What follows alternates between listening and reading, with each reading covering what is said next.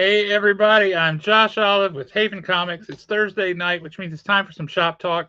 And we've got a really fun night lined up for you tonight. We're talking about comics, the magazine, and I'm excited about that. So stick around after this intro, and we will be right back.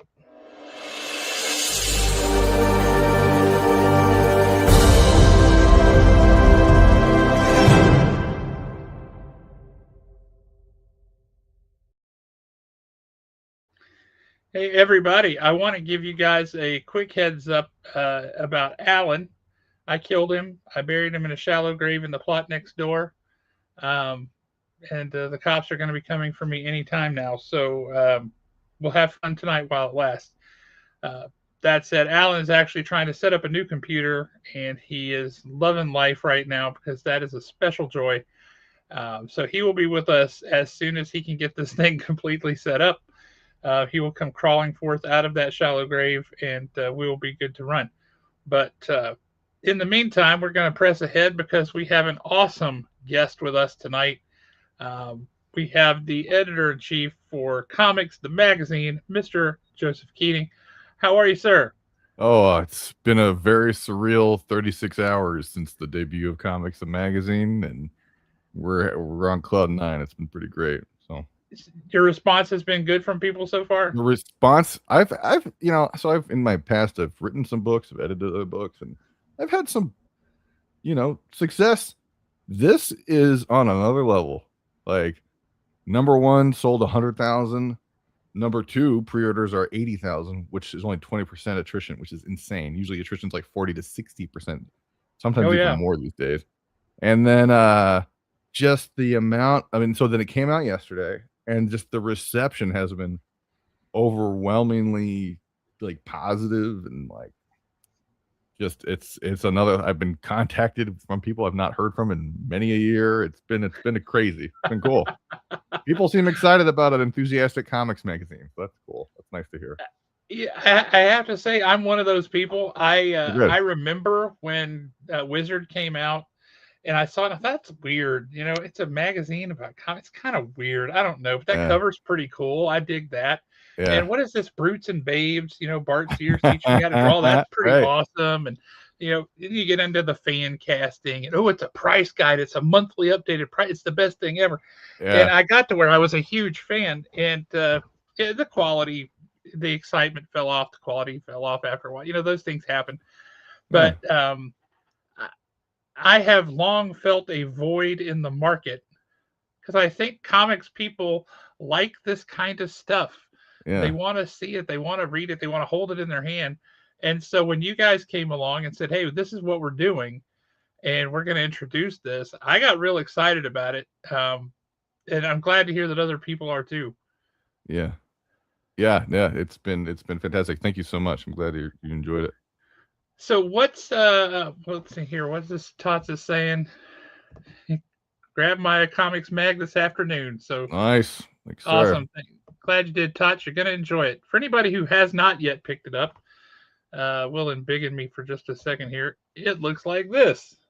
Yeah. Number one, Comics the Magazine. And they chose wisely. They picked the biggest comic book on the stands right now. I mean, yeah, was that a complete no brainer, or did y'all have to think about it real hard? Well, it was the obvious choice, but not in just in terms of like, oh, it's hot. Like, I, to me, what are we communicating here? Like with the magazine, and it's, like you said, it's about comics. We're not looking to be like a news magazine, because obviously you have news sources online. Yep. For me, what I thought was interesting more so than like what's the latest. Although we broke some absolute Batman news, which is, it's really weird to see you do like a physical magazine and then you get alerts from like, comic book websites and like those Instagram pages that are like comics, and then like they have like a headline and whatever, and like, Yeah. oh, that's from the magazine. Yeah. We Like did that. Nick Dragotta, yeah, Nick Dragotta mentioned he wants to do this for like 100 issues, and apparently that's news. I didn't know. My thing I was trying to communicate, and I'm not my, like Joe, like my part of this team I'm in. Adam Freeman, the publisher, art director Rico Renzi, director of operations Megan Marsden, director of digital Brian Garside. We got our people we work with like Blake Morgan on social, and Keith with the retailer. Like, the collective us We're looking more to like be the magazine of record. You know what I mean? Like what's going on right now, and what's interesting in comics, and like what questions. Like I when I interview people, because I do a lot of interviews myself because I love talking comics. I tell them like of the who, what, where kind of questions, why and how are the most interesting things to me. Right. Yes. So it's like, yeah, Absolute Batman. Yeah, it's a mega hit. And it's not just like the fact that it sells units, which it does. It's a great story. And it's communicating to a generation we've seen coming for a long time. And we're always wondering when they would connect. We always call it the Dogman generation. And it also be the Telgemeier generation or the Bone generation. Like that generation came up, through the Scholastic book fairs, read comics through that, and got older, read manga, and now they're like, okay, well, I'm 20 and I have expendable income or disposable income rather. Like what else is out there? And they hit with the Absolute books. And then a lot of my friends I came up through the Image Comics scene, and a lot of my creator-owned friends were like, well, when's it going to hit my book? Because like there's the Absolute books selling like crazy, Energon books selling like crazy. And now we're seeing it the last like 2 weeks. Books like Tiger's Island and Dork, like it's all popping off. People are just excited about comics. And so getting back to the magazine, I think they're further interested in like learning like how do they do this and why do they do this? Like what's this? Like with the Absolute Batman article, and I'm talking long soon, but like we didn't just talk to Scott and Nick, Scott Snyder and Nick Dragotta. We talked to Frank Martin, the colorist, Clayton Cowles, the letterer. We talked to editor Katie Kubert. We talked to executive editor Chris Conroy. And yeah, we asked questions about, what's coming up? Do this. Who was in the room when the Absolute books were being conceived?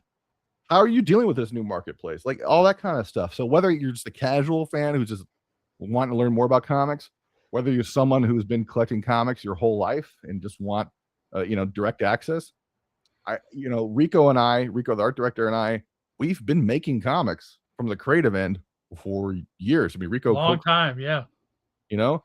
I worked at Image Comics back in the day on staff, and then I went off to I created a number of books through them and Marvel and DC. So it's like we have this introspective, and that's the conversations that we're having. It's fun. Why not? So. I'm so glad that you did, and I will say this: I appreciated tremendously the article itself, because it was kind of a behind the scenes sort of thing. It was right. Kind of like you said, who was in the room kind of thing. How did the concept come about? Yeah. And how did you sell it? I thought for me, it was something I hadn't heard, was that Snyder didn't even want to write it. Yeah, right. I was like, are you kidding me? And it took somebody else saying, dude, I got the perfect guy for this. You. Yeah. Yeah. And that was great insight to me. I really enjoyed that. But no, the success of Absolute Batman, which is interesting to me for a couple of reasons. One, and I'll come back around to this in a second, but sure. I really thought this idea sounds stupid. Okay. This just sounds dumb. What is this? I was not looking forward to it. But when it came out, I was like, I got to give it a shot. So I picked it up and I read it, and I had to immediately, like, my bad, mea culpa, guys. I was wrong. This is awesome. What really did it for me on the negative and then on the positive was the whole this giant rectangle of a symbol that looked silly, and then that turns into an axe. Are you kidding me? That's stupid. What is this? But it was so Silver Age in the way that it was executed. Yeah. That it was like, even that goofy stuff from the 60s when these books are coming out, and you're like, that's just weird and dumb. Why did they do Stilt Man? Why it's is weird Stilt and dumb, Man? But we've been building off of it for 60 years. Right, exactly. I love, hold on a second, Josh. I got to push back pretty hard on this one. I love comics. It's the best visual art form, pretty much the best storytelling art form. I agree. Visual in existence. They're inherently, and I mean this as a positive, not a negative, they're best when they're kind of dumb. Like even Dark Knight Returns is kind of a dumb comic, but it's so brilliantly executed that it elevates the whole art form. And then Yeah. every other art form, like film and TV, rips us off for decades. Even the stuff that's not based directly off comics, especially lately, heavily influenced by like look at video games. Oh yeah. A lot of comic book creators do work in video games as well, but there's this cross Yep. pollination of the art and the ideas. Like we need more. Like it's funny you mentioned this because number 3, it's not announced yet, but I'm editor in chief. I can talk about it. I interviewed Ted Adams. I think he was the CEO of IDW. I could be wrong. Yeah. Sorry, Ted, if I meant to. I But believe he that's right. just wrote a book about the Ultimates, and we're talking about that era. And it's like we talk about a lot, and even the development of IDW and the building, how they built IDW, a lot of it was bold swings of stuff. Everyone's like, "That's not going to work." Like we talked about 30 Days a Night. Horror Yeah. books don't sell. Nobody wants it. It's like, okay, it didn't sell initially, but then they backed it and it became a monster hit, so to speak. Yeah, it did. Like look at number 2, I talked with Kirkman. And we Battle talk a lot Beast. about like Battle Beast's first appearance and Yeah. what life was like back then and how hard it was. And like there was no Skybound. There was barely. I mean, he wasn't an Image partner at that point. I could be wrong, but I don't think so. I think he was a dude in Kentucky who worked really hard and threw out. Battle Beast is not the only villain they did for Invincible. There's a number of other villains, and but it's the one that became this. Now it's this again monster hit. Like that's comics are at their best when people are taking bold, wild swings, and you know what I mean. Like that's my favorite kind of stuff. The stuff that everyone says I that's not going have to to work agree. is usually the most brilliant. Yeah, I have to agree. For me, I was looking at it and thinking it's just veered into the silly. That's just silly. But when you read it and in the context, it plays it totally straight, Yeah, and it hits hard and it pulls no punches. yeah, And I think it was the second issue of Absolute Batman where they're in the aquarium and they break the wall, all the water's in there. He just leaps up onto the ceiling and drops in these things that turns all the water into sulfuric acid or yeah, whatever, hydrochloric acid. yeah. And they're all in there doing the whole uh, RoboCop 2 thing, like their hands, like, oh, my fingers are melting off, this kind of stuff. And you're like, this is insane. Yeah. This is just absolutely insane. I don't hear the negative here. I'm only hearing positives. Right. Batman right. with an axe is inherently cool. Like, well, I don't know. Like I said, I converted immediately upon reading the first issue. And then it's every single issue just builds and builds and builds and builds and builds. Yeah. And that's part of what's so interesting about it to me. Hey, Stacy, how are you? I'm trying to compare the success of Absolute Batman to anything else. And the only book that I can think of that if you go out now and you're like, well, I got to get issue number 4 because that's the debut of a new villain. I got to get issue number 14. That's the debut of a new villain. I got to get issue number 19. These are must-have books. Issue number 5, issue number 2, issue number 3 is Amazing Spider-Man. Yeah. I can't think of anything else that's just like introducing these villains or these characters just boom, boom, boom right after the other. And you have to have that first appearance of that character, right? Mm-hmm. So we just had Poison Ivy. Yeah. Really, where you got to really see her for what she is. And issue number 19 is Absolute Scarecrow. Oh, yeah. And it's just this constant building of all these things. And yet somehow it also tells a story in there that is flowing together and makes sense. And like the issue where they had Wonder Woman show up, and it's like, this is going to be different. It was kind of a breath of fresh air kind of issue, but it was still really, really good. I have absolute mea culpa for that. I thought wrong going into it, but I changed my tune pretty quick. I will say for me, Absolute Batman is kind of like shock and awe. It's just this constant pounding of spectacle and what's the new thing that's going to hit. I think if I were to put them side by side, I think Absolute Superman is actually a better story, but it's more subtle and it doesn't. It's not as bombastic, and I love them both. Yeah, I don't know. I would say like, oh, this one's better than the other, but I would say I think that's kind of the brilliance of the absolute line. And I think that, Yes. I mean, I don't even think I know this. Like, it's expanding out to the rest of the DCU, where this idea of like, let's let the best creators in comics create, and our editorial team will support them and guide them. Like, that's why I wanted Katie Kubert, Chris Conroy in there. That's super They're not smart. Yeah. bystanders; they're active participants in this, and they're Yeah. really good at what they do. Um, it's DC is on fire right now. They're killing it. Their They next are level books so look killing it. awesome. I had to expand the pick section this for number one because it was like I usually kind of like one or two books per publisher, but they had like Lobo looks awesome. The Scotty Young Corona Lobo. Tony Fleece, who's contributor to the magazine, his Deathstroke looks awesome. Yes. Uh, Greg Ruckaback on Batwoman looks awesome with Danny as the artist. Like, it's just like this bounty. Like, it reminds me a lot, not nostalgically, but just in terms of the marketplace, a lot of 1986, which is arguably one of the best years in comics of all time. It's the year that Dark Knight Yep. Returns and Yep. Watchmen, and the competition was fierce. And I love a great competitive industry when the competition is based off the art being superior. And the art I do meaning like too. the whole Like the whole story book, and right? visual, yeah, the whole thing. Yeah. For me, I was one of those. I know I was one of many. I was a Marvel guy who liked Uh-huh. Batman, right? Batman Yeah. and Batman family stuff. And the rest of the DC universe, I would get into here and there, little bits and pieces, but I was never just like hooked in real hard, right? Mm-hmm. And what, 3 years ago now or so at this point,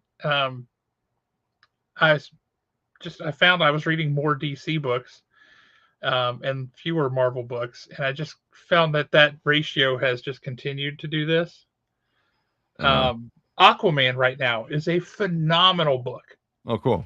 It's so good. Aquaman, a book I only read number one because I wanted to be able to talk about it with customers, right, and talk about it with people on the show. I didn't expect to like it, um, and I read it and I was like, "Holy smokes! I got to read the next issue."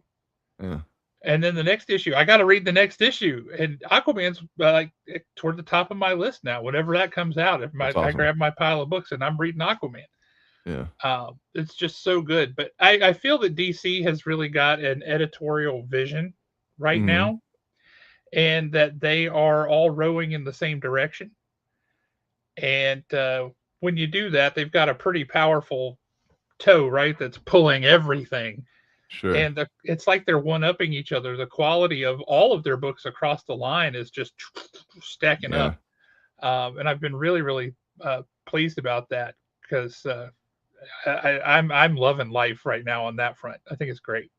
Yeah, no, I hear you. I came up the comic store. One of the comic stores I came up with was called. Fortunately, it's long gone now. Heidi Ho Comics in Santa Monica, and I bring them up because what they're like it wasn't very organized, at least to my kid. Maybe it was, and my kid brain didn't understand it. But everything was just together, and it was this bounty of riches. Like all the like the Rob Liefeld stuff was next to the Robert Crumb stuff, which was next to the manga, which was like Lone Cub at the time because it was like the 80s and 90s. And Yeah. so there wasn't like the abundance that there is now. Viz Yep. was publishing single issues and stuff, but it was all racked together, and it was again this bounty of riches. And I feel like we're on the verge of that. We may be there now, Yeah. you know. Like I said, I think really active competition amongst in the arts is when things are at their best. And I just feel like everyone is at the point. I think there's probably a lot of different factors. I think post COVID and post Diamond, when it was Yeah. obvious, like we can't just operate the way we operated for the last 25 years. I think people got complacent, you know? And then after that, it was like, we got to go. And man, DC, they answered the call, you know? Not coincidentally, they were the first people, I could be wrong, but who signed with Lunar and launched Lunar as a distributor. And That's correct. Yeah. that They're the inspired other ones that channels. they broke Diamond. They were the ones that started the crack that eventually just turned into the crevice. Yeah, There were absolutely. some cracks well before then, I got to tell you. But Well, yeah, we celebrate our 25th year in hey, just 3 weeks on April 2nd. oh, that's And amazing. yeah, I know about the cracks. Yeah, that's awesome. Congratulations. Thank you. So On the one yeah, hand, it doesn't feel like that's remotely possible. And on Uh-huh. the other hand, I'm like, is that all it's been? Whew. Uh-huh. Uh, yeah, it's been a minute. But jumping back to the magazine, Sure. because I really want people to walk, run, don't walk. Go to your nearest comic shop and pick up Comics the magazine. Sure. Uh, First of all, I would like you to note the price. It is $2.99. This is not an $8 book. This is not a $10. This is a $3 book. It is $2.99. Guys, you cannot go wrong with that. That is money well spent. You can't even buy a Coke at a gas station anymore for that. Yeah. Well, we want to make it as accessible as possible, and like you said, everything else in life, the prices are going up, up and up and up and up. And it was like, here we wanted to make Comics the magazine accessible in terms of its what we write about, but also, yeah, on a price point. I've had enough people who are like, you should be doing this at $7.99. You should do it, and I'm like, no. If we do some cool, crazy, huge special issue, maybe. Not on my radar right now. I just want to create. I mean, number one is 48 pages for $2.99, which is an insane deal. Can't It's believe a we got great away with deal. that. Most issues are going to be $2.99 for 32 pages, which is still a great deal in the current market. Yeah, But yeah, I just I don't know. I care more about getting people hyped on comics than I do making money, apparently. But it's you know, for the love of it, right? So, yeah, what I love was the it game. that you guys looked at and said, you know, we see that there's a hole in the market. We think people would buy a magazine if that was the right magazine. All right, this How is a did that story. conversation go? So, before there was ever Comics the magazine, and this is still an active. So I am the editor of The Future Is from Recca Comics, Yes. and I have been working with Recca Comics well before The Future Is. We were doing these like in one-off books. We did a couple adaptations of a book called The Darknet Diaries, and one with Rob Guillory called Bear vs. Bear. And the guy who runs it, or who runs because it's part of a larger company, but runs the comics division, Jason Blanchard. I was gonna call him out because he would just start mentioning comics magazines to me. A lot of time it would be Wizard, but other stuff too, Comic Scene, for instance, just that of it. And he was like, "Man, comic magazines are pretty cool. It would be cool to have a comics magazine. You know what? I'm gonna start buying comics magazines, and like you should buy comics magazines from like back in the day, like old Wizards or old comics Yeah. things, whatever. And we'll talk about it." And I was like, "Okay, sure." He's talking about comics magazines a lot, and then on The Future Is, because those other books we did were kind of one shots. The Future Is this big ongoing series, and so he brought in Adam Freeman to do publishing services for this company, Piranha Direct Market Solutions. And they had a conference that they had Adam and I both at. And we realized Jason had been doing this thing about comics magazines to the both of us. And it was like, oh, now he's got us in a room, because we would always tell Jason, I don't know. Like I would say, I don't really know much about like the business. I don't want to publish a thing. I just like talking about stuff and editing.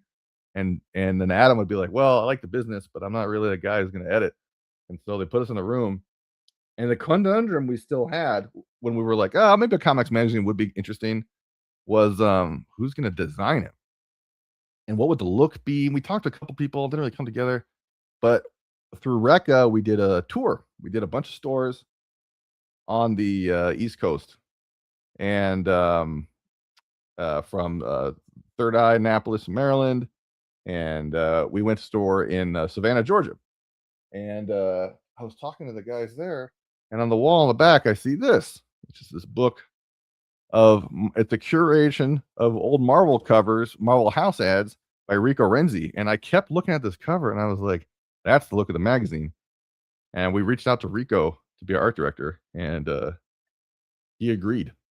So anyway, that's how that came together, and then we increased our team from there. So looking like Josh is off the stream now. I don't even know if it's still live. But I'm happy to answer questions from people in the audience and see what we can do until Josh comes back. Um, see, what do we have here? Stacy, do you have a favorite comic panel ever? Um, yeah, that's a great question, Stacy. I don't know if to say it's ever, but it's funny. Um, there, I always had the vision of the Mary Jane's first appearance in Amazing Spider-Man, because Amazing Spider-Man, it started off, um, and they never saw Mary Jane. And then I had the vision of when she says, like, face a tiger, you've hit the jackpot, as this big splash page. But when I finally got my hands on a copy of that issue, turns out it's like this big, and of a page like this. It's only about like this big, but it had such an impact, and it's just a new character walking in and making their appearance. So that one always sticks out to me, because it's like the impact you can have on just one panel that's going to resonate as this giant image. Welcome back, Josh. Hope I handled it Yeah, well. I sorry I just left you all alone on here. My No, you're internet just good. decided We to live stream a absolutely lot, so it's bug fine. out. No, it's all Um, right. Stacy had some questions in here, so we're I have okay. a love-hate relationship with technology. Yeah, you're good. Um, it generally it hates me. Yeah. Um, so that's awesome. But yeah, I picked up what you were talking about. I saw Stacy had some questions. She always has awesome questions Yeah, it was good. on here. So they're always great. Thank you for just running along with that. You're the man. Yeah, sure. Um, Happy to do it. Anyway. so you so as you guys were thinking through this idea of okay, a comics magazine, um, what how did you decide what elements you really wanted to keep or from other magazines that they had done Yeah. and what you wanted to bring in? I know that like you guys have got manga in here as a thing that you're going to talk about too. It's not just straight up Western comics. Yeah. uh, That's the goal anyway. Yeah, so it's all comics. I love comics. Like I was saying earlier, I grew up in a store that did not differentiate manga from comics, from underground books, from like Fantagraphics was as much as my upbringing as Image Comics or Marvel. Um so I'll actually, Daniel, I'll address that too. I'll say I just want to talk comics. Like there's other magazines for other things. I'm not saying we'll like never talk about toys or movies, and certainly if it relates to comics. But like I feel, and I love Wizard. It was a great magazine. I've got an extensive Wizard collection. I look back on it fondly, well before comics magazine ever came to a vision. But I do feel like there were times, and it's not alone in this. I'll just say not even just Wizard, but in general, people were like, well, try to justify comics with toys or justify it with movies. And it's like, comics doesn't need justification. Comics are inherently cool. yep. And again, like I was saying earlier, everything, toys and animation and, movies and whatever, it's all riffing on comics, dude. You know? And so why not just have a source that's purely comics? And it could be comics from anywhere. Like I want comics that someone is self-publishing on Kickstarter in here. I want comics from Japan, from Korea, and from wherever. I don't care where they're from or how they're distributed. I do kind of have a loose rule. Like I want it to be relatively possible it could be in a comic book store, but like not Yeah. strictly. If there's something cool, like um I don't I'm not gonna hold it to that rule, but like we had it like whenever, because we work with freelancers, I've had a couple of them pitch me things about books that there's just no way you could get them in a comic book store. Like even if it's got to be like a direct, like the retailer has to order directly from somewhere, like that's fine. But like Jim Mahfood, one of my favorite cartoonists of all time, he's killing it on Kickstarter. I'm not going to cover that. Are you kidding me? Like, of course I'm going to cover that. You know. So yeah, man, it's all comics all the time around here, and like there are certain things like I love MMA, and so I found out Ronda Rousey was a big comic book fan. I just know she's one of the greatest fighters of all time. She loves comics. Okay, let's hear about that. But it's not like about their thing. Or if we talk to a film director, I don't want to be about like justifying comics as much as like just why do you love comics? Like they've got to like be into comics. I'm not gonna. It's the folk. The target is comics, and anyone's invited to the party. The the barrier to entry for this, well, I guess it's $2.99. But like besides the price point, you just gotta love comics. I don't care about anything else in your life. And it's just me again. So let's go back to Stacy's questions. Do you have a favorite action scene in a movie? If it's written by Derek Kolstad, it's probably awesome. Derek wrote John Wick. and the Nobody movies, those rule. Pretty much anything with Bruce Lee is also awesome. I'm a big fan of action movies. Jason Statham. I have a very busy life, but I will make time for pretty much any Jason Statham movie because they're awesome. So anyway, it's always the same plot, but who cares? It's cool. Another Stacy question. What are some comic books you want to say in the future that have not been made yet? Um, I don't know that I fully understand the question. I will say, um, I want the comic that like a year, like yesterday, said like, I don't know, it's too weird. I don't know if it's my dream, but it's too strange or it's too whatever. Do it. Make it happen. Like now's the time. If you're waiting for permission, old Jovial Joe's giving to you right now. Like just go make your weird comic and we'll see what happens, and like make the thing that you want. Like, okay, I knew Robert Kirkman, Walking Dead was starting off a little bit later, but pretty early on. It was not a hit, not at first, but he worked really hard. And with Tony and Tony and Moore, then Charlie Adlard, the artist, he worked really hard, and it became a success over time because they believed in it. I'm buddies with Rob Guillory, who's running Chew Comics with John Layman and Comics the Magazine. Chew was not a hit at first. It took time. Anyway, so make your weird comic. This is embarrassing. Welcome back, Josh. My internet is like driving me insane. No, I got your back, buddy. You are the man officially. Like I owe you an adult beverage or a steak or something. No, you're good. Did you have a question? Daniel also had a question. I don't know if she saved that for later, but I don't know. Oh yeah, Daniel also always has good questions. You said something earlier what I really liked about the idea of including comics that may not be available straight through other sources. Hang on, Alan's actually about to come through, so let me send him this code real quick.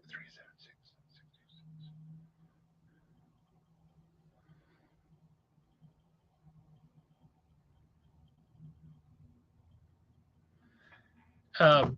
And I think that's actually really great. I'm one of the rare stores. Apparently, a lot of them don't do this. And I get it because you're not going to make high margins on it. But if there's a comic from creators that I really like or that I trust or I think I can sell, I'm not afraid to back a Kickstarter at a retailer level. I always beg them, please, to have a retailer level because they don't all do that. But Jason Johnson and Jason Johnson, that's a different guy. Jeff Johnson and Kevin Robinson. God, James Robinson. Why am I getting these names wrong? I know people who are named Jason Johnson. Yeah. James Robinson, Jeff Johnson. They're doing Rogue's Kingdom on Kickstarter. Have you read the first issue of that or the first two issues? No, I mean, James is one of my favorite writers of all time. I haven't seen that though. Yeah. Yeah. Rogue's Kingdom. It's a fantasy book.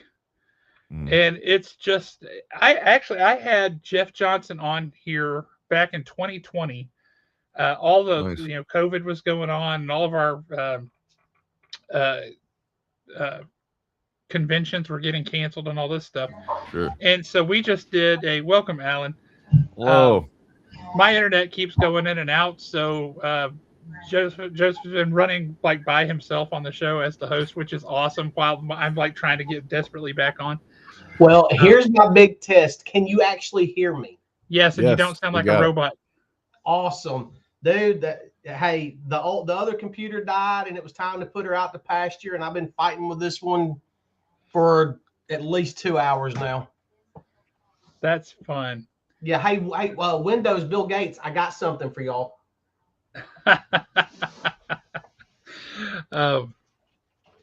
Lord have mercy. Anyway, they have this comic called Rogue's Kingdom. It's a fantasy book. Back in 2020, when shows, all cons were canceled and stuff, I decided to do like a stay-home heroes kind of convention. And I just set up panels, essentially, where I got all these creators to come on, and I interviewed them. And we just talked comics, and we talked, what are they doing? And back in 2020, Jeff Johnson was telling me about this Rogue's Kingdom and some of the stuff that he was planning, and he even showed me some pictures from it. And then last.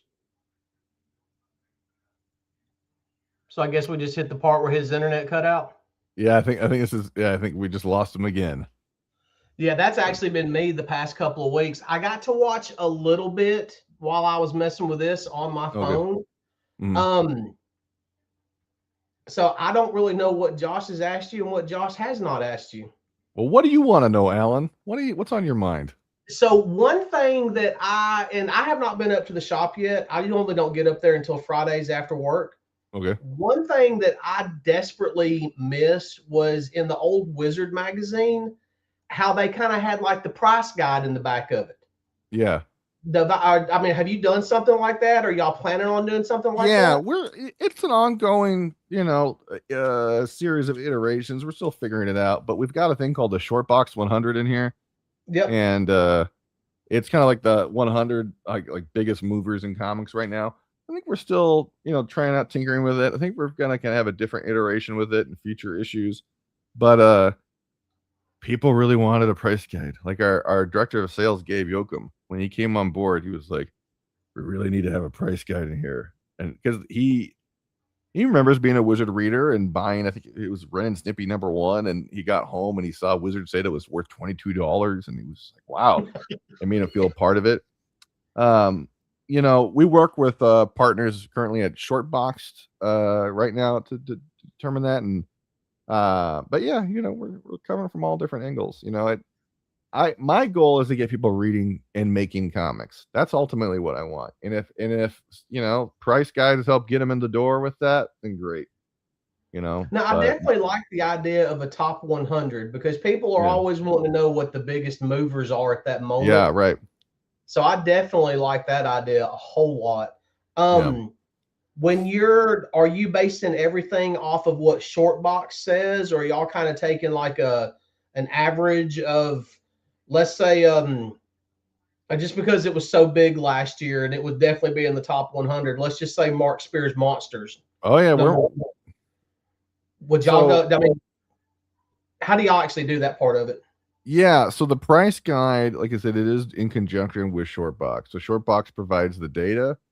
I can't say I know the ins and outs of their data. What I can talk about with a little more expertise is so we have the price guide, but we also have a section that we call Pull Box Power Rankings. Mm-hmm. And it ranks the top cover artists, top interior artists, top writers, and it's based off pre-order and subscription data from 60,000 consumers across more than 500 comic shops. That number's gone up since #1. I think now it's at 80,600. And Mark Spears, for instance, isn't directly listed on that list, but like in top 10 publishers, Keen Spot is at number 8. And like the vast majority of that is monsters. Yeah. And Mark Spears, by the way, is a guy I really want to interview for this magazine. He fascinates me we were talking a little earlier before you got on about like taking big swings and making the book that you want to exist. And that to the extent that I understand it, that's the story of Mark and Monsters, was just like, I want to make this thing. I'm not going to wait for permission to make it. I'm going to make it. And now it's this huge hit.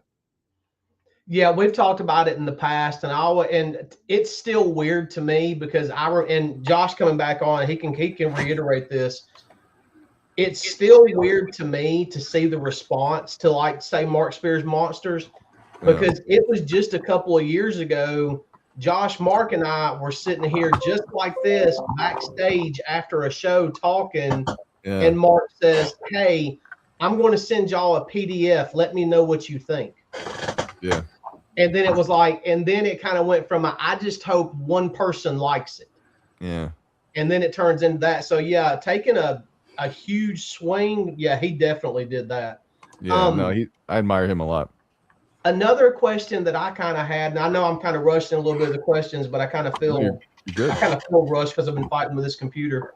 No, you're good. I was a huge fan of AWA comics. Oh yeah, sure. I don't think AWA got really and truly the credit they deserved. Mm-hmm. And it seems like they exploded and then went away like really fast, or they're very, very limited now. When it comes to, like, say, companies like that, will Comics the Magazine will it be covering stuff like that? Or I could do you one better. So not only is AWA an advertiser in the magazine, but We also, I mentioned this earlier, we do an interview with Ronda Rousey about her AWA book and why she loves comics so much. Oh, nice. Yeah, I'm not here. Like, obviously, like the cover feature is absolute Batman. That's a book I'm fascinated with. I think it's a great comic and it helps bring people in. But like, I can't stress enough. I'm here to cover all comics, whether it's a huge DC book or it's something self-published through Kickstarter or whatever in between. And like, I'm a big believer in the need for a lot of like mid-tier, not in terms of quality, but in terms of like overall sales and size publishers. I think AWA is really important. I think Dark Horse is really important. I think Bolt's really important. I think we need a lot of like that. Again, you know, I don't look back in the 80s nostalgically, but just from a business perspective, we thrived as an industry when there was a higher level of competition amongst publishers and distributors and stores. And so the more you have, the more competition is, the healthier the industry gets. You know, and so I think we really do need publishers like that. So yeah, absolutely. I like, here's all I care about. Is it good? I don't care who makes it. I just want it to be interesting. You know what I mean? Like, you know, and it's not just my my barometer of what's good. You know, we have a team on this. So it's like, as long as it's interesting in some way, then yeah. Like, I don't. Yeah, it was comics.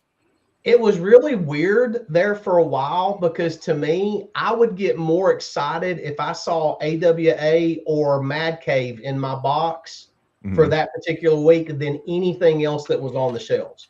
Yeah. And it didn't even matter what title it was by either one of them. In fact, it got so bad to where I stopped signing up for stuff. And if it said AWA on it, Josh just put it in my box. That's awesome. And then, I mean, I would, as soon as I got home, I'm just like ripping into it.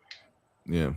There's a couple publishers like that for me. Like, bad idea. I don't even look at what they're publishing. I just put it in my box. Have you read Ordained #2 yet? I've got it right here. I haven't read it yet. I've got it on my stack, but it looks awesome. Yeah. It is so good. It is so good. It's a little bit of a dense read. Good. Because you can't just like zzz through it. You have to pay attention. But I love that. And yeah, Ordained is really, really good. Awesome. Cool. Yeah, no, I'm looking forward to it. Now, as far as say like the big two are concerned, I know you have people, and I'm trying to figure out the right way to word this without it sounding stupid. But you've got good luck. Yeah, good luck with that. It is me we're dealing with. But you've got people like Chip Zdarsky and say even oh crap, who is it? He's actually writing for both companies right now. His name was just on the tip of my tongue.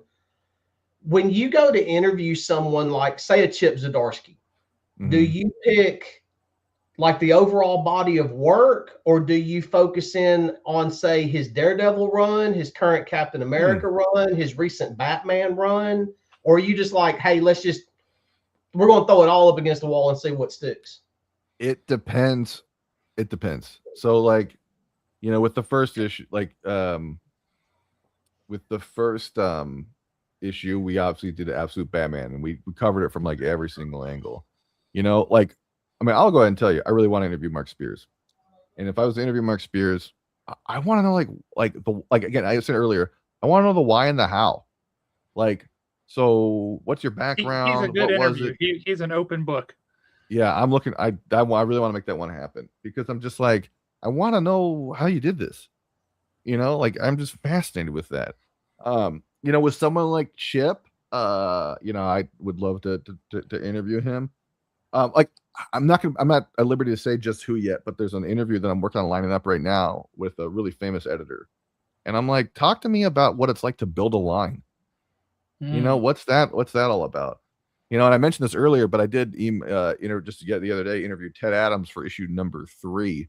And we talked a lot about like the importance of taking big swings. Now that grew organically the way the conversation went, but I'm always looking to answer some sort of question, you know, and sometimes it's like what was the process of making Absolute Batman, or what was Battle Beast is similar with number 2, but I wanted to ask Robert, and specifically with the Battle Beast interview, like comparing where he was when he created Battle Beast to where he is now, and like what's that road like? because people forget Invincible and Walking Dead were not huge hits when they first came out. No. And both of them were almost canceled. Yep. But he stuck with it and he worked really hard over a long period of time. And he took the advice of people who were like Eric Stevenson and Jim Valentino, and they became these institutions, you know? So like can I tell another you guy I really want to interview, Kevin Kirkman Eastman. Story? What's that? Can I tell you a real quick Robert Kirkman story? I love Robert Kirkman stories. He's You'll great. appreciate this. This would have been about, I think, 2006, somewhere in that ballpark. Oh, early on. I was going to Wizard World in Chicago, and so the guy who was running the store for me while I was gone, I said, "What do you want me to bring you back?" And I'm thinking he's going to say, bring me back a Jim Lee sketch or a Jim Lee signature on this book or that book, right? This is what I'm thinking. Instead, he gave me something that required no line whatsoever, so that was great. He says, because Robert Kirkman was doing Battle Pope at the time. Yeah. He says, I want Robert Kirkman to do me a sketch of Battle Pope, giving you the finger and saying F you. And I was like, you want that? And he said, that's what I want. I said, okay, I'll see if he'll do that. So I went and I had my sketchbook like you did back in the day, right? And I come up to him. I had to find him, first of all. And I find him. I go up to him. I say, hey, this is what the guy running my store wants. And he's like, are you sure that's what you want? And I'm like, it's not what I would have asked for, but that's what he wants. And he's like, okay, you got it. So he draws that. And you know how it was when you would take your sketchbook or whatever to the show, and then we go to the next guy. They all flip through it to see what did you already get. Right. Right. Yeah. And what did every last one of them stops and it's like, whoa, this is amazing. So after that, I got a whole lot of fingers and FUs from everybody. That's awesome. They're all like, hey. But I took it back, and Josh was very happy with what I brought him, and that's one of his prized possessions to this day. Yeah, that's great. Very cool. But I loved his face when I told him. He's like, "You want what?" It was great. What a good guy. That's a good dude. He is. He is a great. I remember when Walking Dead 1 came out, and I actually saw it on the shelf at a Books A Million when we still had those. I picked it up, I flipped through it, I looked at the art, I saw that it was black and white, I put it back down, and I distinctly remember thinking, well, nice try, Image, better luck with the next one. Now, fast forward all these years later, and I am so mad that I did not buy that comic book. Yeah, I went something like that. Went through something like that with Harbinger #1 when that came out back in the day. I must have picked that up and put it back on the shelf 7 or 8 times, and then when it finally, it's like I changed my mind. I'm definitely picking that up, and I went back. Of course, it's gone, and then it just goes shooting up, and I was like, man, I was so mad at those people. I was so mad at myself. Because I knew I wanted it. I just was waffling for whatever stupid reason. Now, when Josh was fighting with his internet for a second, you said that you really couldn't talk about what you had coming up. Are there, about like interview wise, are there things coming up in future issues that you can talk about? Oh yeah, sure. I mean, I can talk about most of it. Well, #1's out, which is crazy. We've been working on it for so long. It's out. #2 has an interview with Robert Kirkman and Ryan Otley and Annalise Leone, the colorist, and Russ Rutan, the letterer, and Sean Makowitz, the publisher, all of Battle Beast. What else is #2? We've got an interview with Marjorie Liu and Sana Takeda from Night Eaters and Monstrous. Yeah. Monstrous is a killer book. Yeah. We've got more Chew. I can say Tony Chu actually makes his first appearance in a long time. In the next issue, #2. #3 has a Teenage Mutant Ninja Turtles. I've interviewed Gene Yang and Jake Thomas, the writer and editor of Turtles. I've got some other stuff cooking in that issue, and that interviewed Ted Adams for that as well. More Chew. #4. Number 4 is a big swing. We'll see. It's gonna be fun. Nice. Um, I have to ask, and I think you know where I'm going with this. Is Mm. there a reason that you didn't have How to Draw Pouches by Rob Liefeld? I mean, I would kill for a Rob Liefeld art instruction. He's one of my favorite I creators of mean, all he time. created Pouch Man. Yeah. With that, it's Andy McDonald. I was a big fan, and so he did his instruction. But I just love that you have this feature in here. Yeah. Uh, Number this number is 2, artist Kevin Mellon does How to Draw Blood Splatter. So it's always something Oh, kind of nice. cool. That's cool. But yeah, I mean, Rob Liefeld's one of my favorite artists of all time. I will totally have him anytime in the magazine. It is a monthly, yeah. So it's in stores monthly. So, if you had time machine, any dream interviews with past creators? I mean, Jack Kirby's the big one for me. I never got a chance to meet him. I did get a chance to meet Mobius a couple of times. Oh man, he is like way high on my list of people I wish I could have met. Yeah, he was always very kind and cool. It would be nice to get something on the record with him, but I've been very blessed to meet him, a lot of my heroes. I don't know. I've got a spinner rack in this corner here. Who else is on here? I mean, I don't know. There's a lot of people who are still alive that I would love to be able to interview them, like Alan Moore, Frank Miller. I've been thinking a lot about Jeanette Kahn. It's like kind of a name and all people would recognize. She was the publisher of DC Comics in the late 70s, early 80s. Yeah. I think she'd be fascinating. I mean, again, you don't need a time machine, she's still alive. Yeah, there's a lot. I'd have to think about, but Jack Kirby, I would say, is the biggest one in terms of needing a time machine. I'd love to just pick his brain. I would love to do there's really famous photos of his art desk, and I would love to just like do something with him, like working, and I don't know, chomping on a cigar or whatever. But any of those guys, Dicko, Marie Severin, Oh God, yeah. I'd love. There's a lot of people. She was a totally unsung hero in so many ways. Yeah, she's one of the best artists Marvel ever had. She's amazing. Yeah. And the fact that not very many people know her name is a shame. You know who I'd love to interview? This is another one that a lot of people may not know because it's not a creator. But Marvel had, what was her title? She was, I think, like head of Adam, the publisher, would know right away. I think she was like she did retail relations. It was part of her job. Her name was Carol Kalish. She helped develop a lot of like the she did a system so that comic book stores would get like cash registers, like instead of like they wouldn't have to like use like a cigar. This was back in the 80s. Yeah, it had to have been. Yeah. She's someone I'd love to talk with. Man, I don't know. I keep going. I could talk about this all night. So I would love to hang out and talk to Roy Thomas just specifically about his run on Daredevil way back in the day. Oh, sure. Did you ever get to talk to a fellow named Alan Bellman? That name is not familiar to me.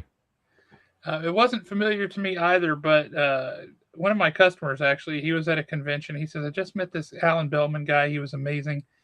And I was like, I don't know that name. Who is that? So I start digging into it. He started working at Marvel. It wasn't even Marvel at the time. He started drawing Captain America when he was 18 years old in the 40s. Oh, wow. And he carried on right through the 50s until Seduction of the Innocent and all that stuff. Mm-hmm. And it just that just put a lot of comic book creators out of work, right? And so he just went on to do other stuff, and he more or less disappeared into the ether. Somebody was writing a paper, and they assumed he was dead, and then they found out he was alive. So they tracked him down and they interviewed him, and lo and behold, he's like, no, people love your work. They'd love to see more of your work. And he started going to conventions and things. So like, oh, this is incredible. So I reached out to him because I wanted to talk to him.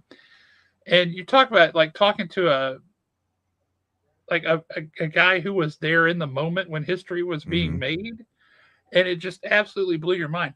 But I was literally the next person on his commission list when he got sick and went into the hospital, and he never came out, which was really unfortunate. But he called me a few times, and it was kind of like getting a bonus granddad. Because we would just talk for a while. He had this little slip of a book. It was kind of autobiographical, and we had a few copies that we had bought up at the shop. And he would call me to ask me how are they selling, and we would talk. And when I asked him if he would do a commission for me, I said, yeah, he said, well, what do you want me to draw? And I said, well, anything. I mean, you could draw a matchbook. I don't care. You draw what you want. And he goes, how about something like this? I draw a Cappy. His back's against the wall. His shield is up in the air, and it's on fire, and bombs are falling everywhere, and explosions. How about something like that? And I said, well, that would be great. And he goes, don't tell me you like it just because I said it. I was like, okay. That's awesome. Okay, cool. That seriously sounds amazing. Are you kidding me? But yeah, if you're able to find any of his stuff or able to read up on him, Alan Bellman was an interesting guy. Yeah, I just looked it up in my other window here, and I know I've seen it before. It's actually making me think. I'd love to interview. Like again, I'm always curious about like how things come together, and a lot of people. So I have this, I don't call it a theory, but this view on Fantastic Four #1, which is technically it's Marvel's first reboot. That's right. Because, obviously Captain America, was started off with Timely and everything like that. But then during the Atlas era, there was an attempt at sort of like a proto-Marvel universe with Captain America and Namor and the Human Torch. And John Romita Sr. drew a lot of that. And when he was trying to still riffing off Milton Caniff. And I would love to talk with everyone involved in that and just be like, let's talk about this proto-Marvel book, the Marvel era, before Marvel, Anyway, I love that stuff for sure. Do you think there would be any traction in a section in the book, like kind of for like those creators that people don't know? Oh, 100%. Introduce people to something like that, because I think as comics fan, I would be all over that. I would love that. I think people just want to empathize with things that they don't know and haven't experienced, and I think like, what is it like to be a comic book creator in the 40s and 50s, or what is it like, you're a creator and you were raised in Korea and you decided to make comics because you read manhwa and then you put it up on Webtoon. Like, what is that process like? Yeah. Like, I think any of that is interesting. I think people are inherently fascinating. I'm fascinated with people in general, especially people who pursue the arts, and especially when they pursue comics. And so it's like, yeah, sure.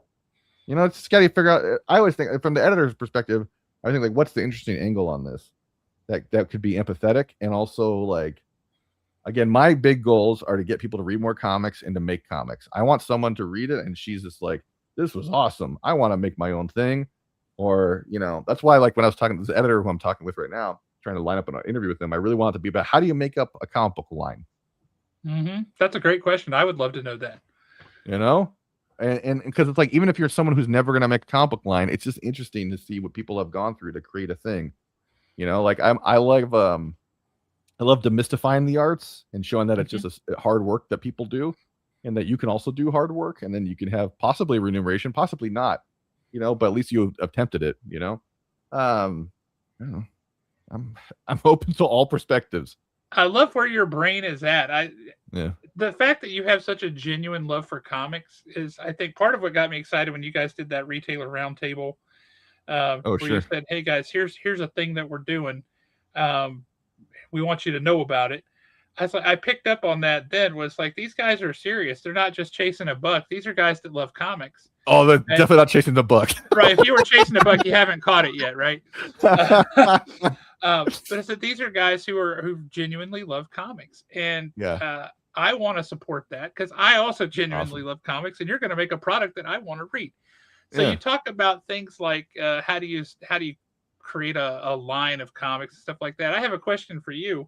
Sure. When you guys sat down and you started saying, well, we're going to do this, we're going to do that, and you chose a voice for your magazine, right? You've got a certain tone that your articles convey, or different bits. So you have, for example, your comics picks, and you have your ultra biased pick and your biased pick and your slightly biased picks, things like that.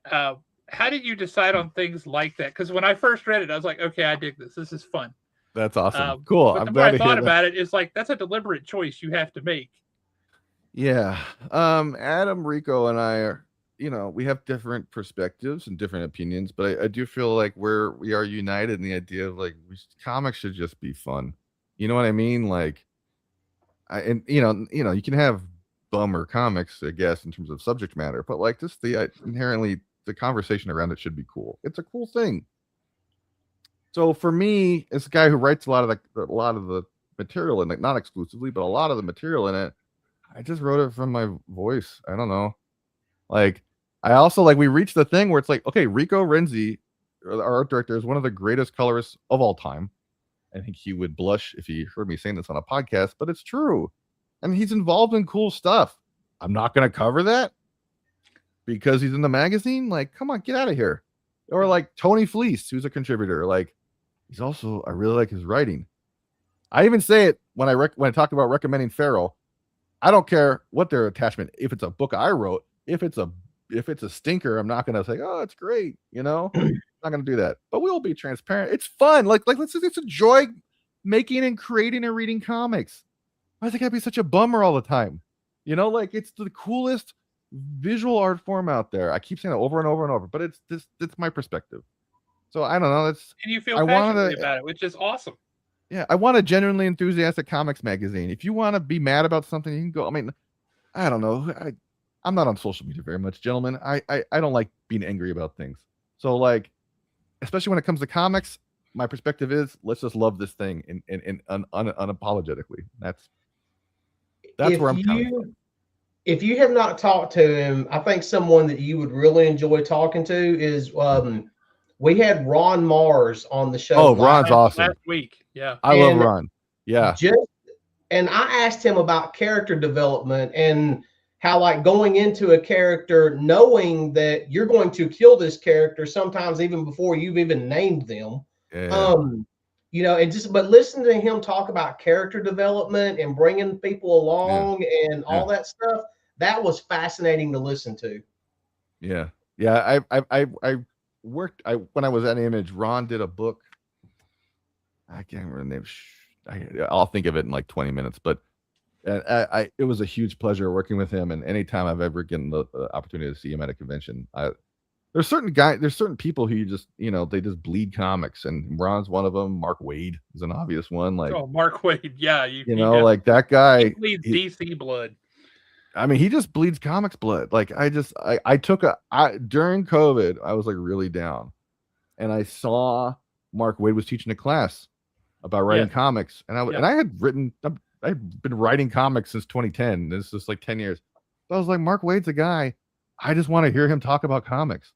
And in fact, when I got in the class, he's like, Joe, what are you doing here? And I was like, I just want to hear you talk about comics. And I just took notes. It was like drinking from a fire hydrant, and it was awesome. Like I love being around people who love making these things. Like here's a little name dropping thing. I was at Image used to have this convention called Image Expo, and after hours I was sitting with a buddy, and Todd McFarlane sat in the middle of us, and I didn't get starstruck by any people anymore, but Todd McFarlane. And I was like, hey Todd, tell me about the toy business. I didn't know what else to say. It just kind of came out, and he gave like a master class of just here's how the toy business works. And it's just like, I'll probably never work in the toy business, but hearing him talk about something he's passionate about and is knowledgeable about, it gets you fired up about other things. Like I mentioned Marjorie Liu earlier. I met her at the same convention, and she's just like the way she talks about craft and developing things that, like you're talking about with Ron. Same with Marjorie Liu. I'm just like, I want people to have access to things I've been blessed to have access to, and just give it to them and put that in the magazine, because there's a way and a cadence that creators talk to each other, and it's a subject matter they cover that they don't really get when they talk like, oh, where do you get your ideas from or whatever. So I want that. That's what I want in the magazine. Like I want you to be there. I've been really blessed in my career, and I don't know, looking forward to paying that forward. So awesome. This is going to sound like I'm totally sucking up, and I don't mean to. Yeah, you did. Go ahead. But whenever we have folks on here, and you can tell sometimes like, yeah, I write comics. I don't actually read comics. Like, how can you not read comics? Yeah, comics are awesome. Like, how What can are you you doing? not? You're writing comics. You're in this. How do you not read any of them? It's beyond me. But when I meet folks who are like genuinely passionate about comics and about sharing comics with people and getting this kind of stuff out, this is the stuff that I love to hear from people, and I love to Yeah. support people who put that out there that way. So I'm super glad that we ordered, like I said, big for us, numbers wise, on Comics Magazine, and we're gonna sell the heck out of it. I'll tell you that, Awesome, man. because That means a lot. we're gonna put it in the hand of every person that comes in the door. Like, hey, you need this. You know, Let's there's go. I don't know, and this is one of those, I just don't know what I don't know, and I'm not trying to badmouth anybody. I don't know how popular the guy is. I know in certain communities he's extremely popular, but Mhm. one of my favorite interviews has always been Kelly Yates. Oh, Oh And yeah, Kelly yeah, Yates, great. the sure. the reason being is whenever we would have some of these creators on, and we've had like some very current big name creators on, Which is I would shocking to always, me for this tiny little store with our yeah, tiny which is little bizarre YouTube for show. us. Um, Because but it was always, I would always ask them, what are you currently reading? Yeah. And it was always, like Josh said, it was always the same thing. Well, I don't really have time to read comics. So that always kind of disappointed me. Kelly Yates, on the other hand, when I asked him about that, he gets excited and gets Yeah. animated because it was like he had been waiting for that question, for somebody to ask him that question. He runs off camera and comes back with a stack of comic books that he had just recently picked up that he was Yeah. going through, and he's showing them off and everything else. And I'm sitting there thinking, okay, this is a guy who literally is the living embodiment of the Doctor Who comic book. And yeah, he's still getting excited That's awesome. over an Incredible Hulk issue that he picked up. I Sure. love that about Kelly Yates. He was so much fun to talk to. Very cool. yeah. You talk about talking to people who can teach you something about comics. That's one of the things we always really enjoy from creators. Um, and I'll say one of the ones that we learned the most from after we got over the initial barrage of personality, uh, which we knew to expect. We just didn't expect it quite that hard. Was Howard Chaykin. Oh, I love Um, Howard. and I made the mistake, and it mea culpa. He was on May the first, May the 4th was our show. We just happened to be on May the 4th, and I knew he had done the Star Wars comic right out of the gate with Yeah. Marvel, and I just said something like "May the 4th be with you" to Howard Chaykin, and he went off on a tirade um, about how Star Wars is garbage and people who like Star Wars are stupid. And we try to keep it like PG-13 or PG on this show, and Sure. he blew us into a hard R rating literally within 10 seconds. Um, and it was like, whoa, wow, okay. But we got through that initial wave, and we started talking about uh, the craftsmanship of comics and how to think about the page Yeah. and how to put Sure. layout and what you can do and how you can take advantage of all of the possibilities.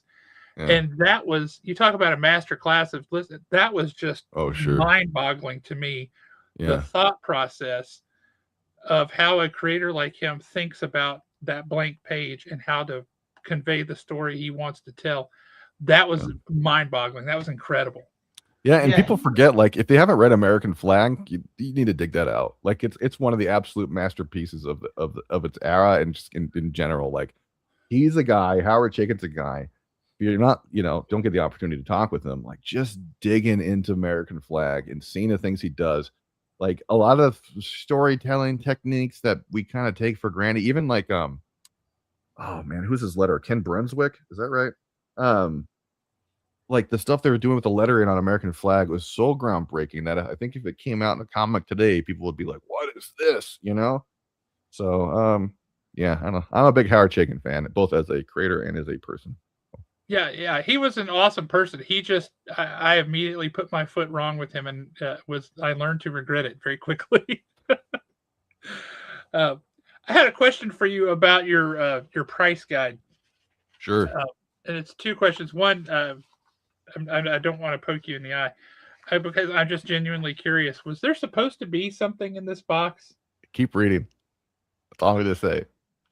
Okay, Keep reading. okay. Because I was like, We're not done with the black box. I'll tell you that.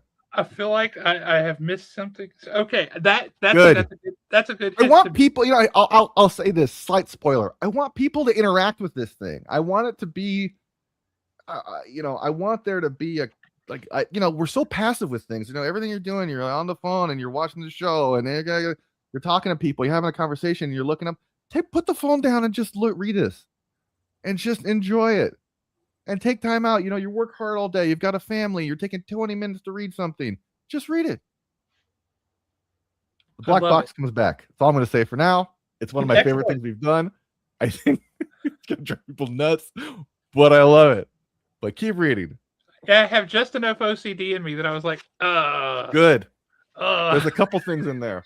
There's a couple things in there that people are like, did you know you did this? I was like, yeah, no, I do. Keep reading. Sometimes you get like there's a printer problem or something, and I was like, that doesn't look like a printer problem. I don't know. So thank you. Sometimes there's printer problems, and sometimes there's just silly goose energy coming in, and there's a little bit of both in this magazine. My this is actually kind of funny feels for me. much better now. I mean, this is kind of funny for me because I haven't made it to the shop yet. Yeah. I have no idea what y'all are talking about. You ask about it, but yet you turn around, Joseph. You get excited the second he asks. I love it. It's a price guide, and there's just this big black box there. And the bottom of the next page has a black box, but it has information in it. So you're like, is something missing? Keep reading. Keep reading, true believer. I will do that. All I got to say. I will say I also, I looked at your list of top writers, artists, cover artists, etc. before I looked at how they were chosen. Oh, sure. And I was jumping up and down like, what the heck? How this guy's he hardly does interiors. How can he mission accomplished? Oh yeah. I will say this, like worked. So here's the question I got for you then, Josh. You got fired up, right? Oh, I did, yeah.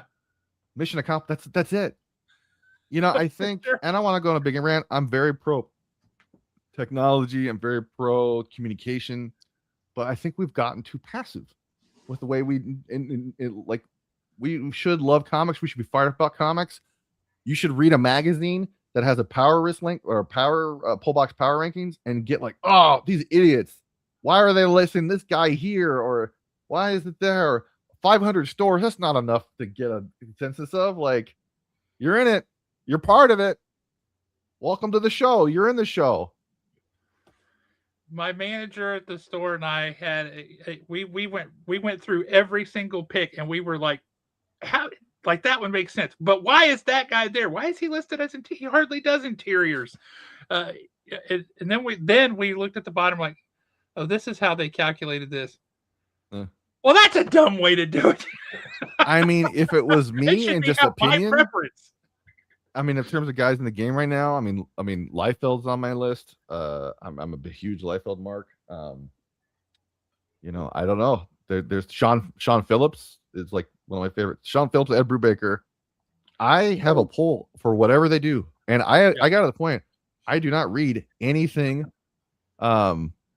anything that I don't want to know what the book is. I just want it in my hands, So I get it. I got my list, They'll speak for themselves. Now I want creators to start competing. Yeah, I think this is a good idea, Nick. Nick Pitara. I think it's a great By the way, idea. Nick Pitara is the artist of Bizarro Year None. Don't sleep on that book. It's going to be incredible. The work I've seen from him and Colors Mike Garland, it's also written by Kevin Smith and Eric Caruso. Like, it's going to be a monster. You guys, I tell you, all right, well, hang on a minute. Time out. Nick Pitara, if that's your book, you are more than welcome to come on this show, and we will. I'll hook that up. Yeah, Nick. It's called Bizarro Year None. Year None. Bizarro Year None. Soon, yeah. Another one awesome of those books that was really funny because when we put up our sign-up sheets and all this stuff, like only a handful of people hit us up for it. They're like, "Oh yeah, we want this," and I don't know how or what. If they just didn't come in, But then, like the Not out day yet. before final order cutoff, I think it was, or maybe it was the initial orders, whatever.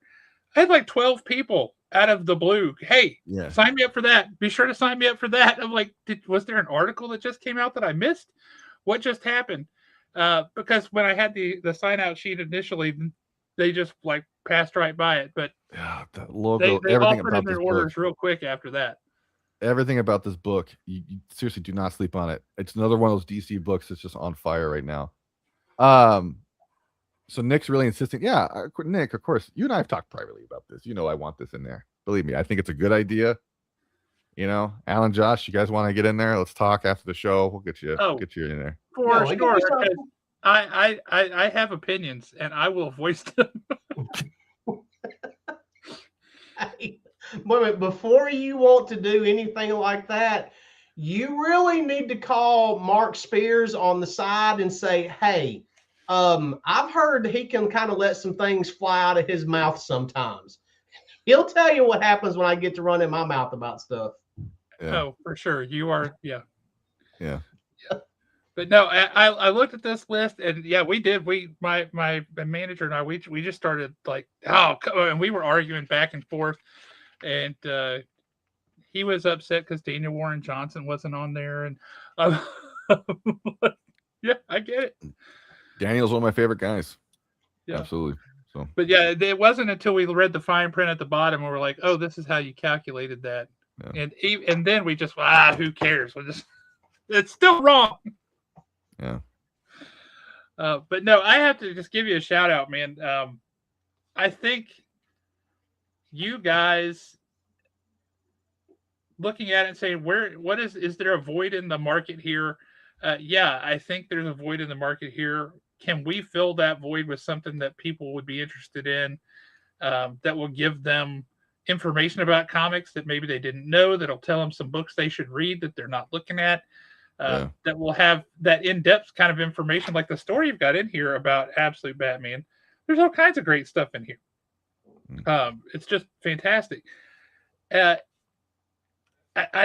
kudos to y'all for having the idea and then having the gumption to put it together, and then for putting together such a killer product. This is a great magazine. I'm super happy about it. Thank you very much. At a price point like $3, people. You can't go wrong. That's less than your coffee from Starbucks, y'all. Yeah. That's awesome. Okay, so I have to ask, Absolute Batman aside, what are your top 5 comics that you're reading right now that you do not talk about in the magazine? Great question. So just so it's clear, I fully intend to talk about all these comics. I have already mentioned Sean Phillips and Ed Brubaker. I do not care what they do. I just want it. Like, just if it's criminal, great. If it's some weird spin-off thing, that's fantastic. Just whatever it is. I just think I don't know what it they're is, like but peanut butter and jelly. I mean, they're just amazing. They're just everything they do. Like Reckless was incredible. It was one of my favorite comics. It was so good. What's that weird one? Did that guy in Venice Night something? That was incredible. They're all awesome. So going back to Sleeper. So those guys are on top of my list. Like, again, whatever they do. I am excited. I've mentioned his name 100 times, but I'm really excited that Liefeld's back on Youngblood. I think it's where he belongs. I think it's really good to see. I'm biased. I am excited. I really do love Battle Beast. Like that. I'm not just talking about these comics because they're hot. Like, I think Absolute Batman and Battle Beast are just great books.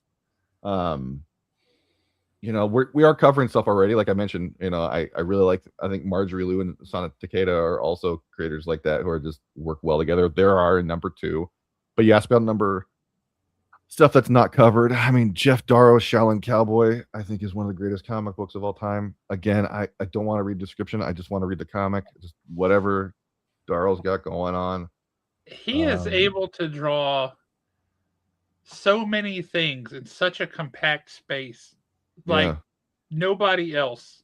Yeah. Right. And I don't even remember the name of the book. It was the first thing I ever saw of his that really, like, I was like, I got to look at this more. The cover was some dude standing there. You kind of see the end of the gun from the shooter's perspective. And then to see this just hole in the face. Hard boiled. Yeah. Hard boiled. It was hard boiled. Yeah. Thank you. Yeah. And then the back of the cover was through the back of the guy's head, so you saw all the Yeah. inside of his head, and then you saw the guy. That blew my mind. I was Yeah. like, "Oh my god, that's amazing!" Yeah. Yeah. Hard boiled. Yeah. Anything he does, I gotta. I'd be remiss. One of the Nick comics calling that. me out. Yep, you're right.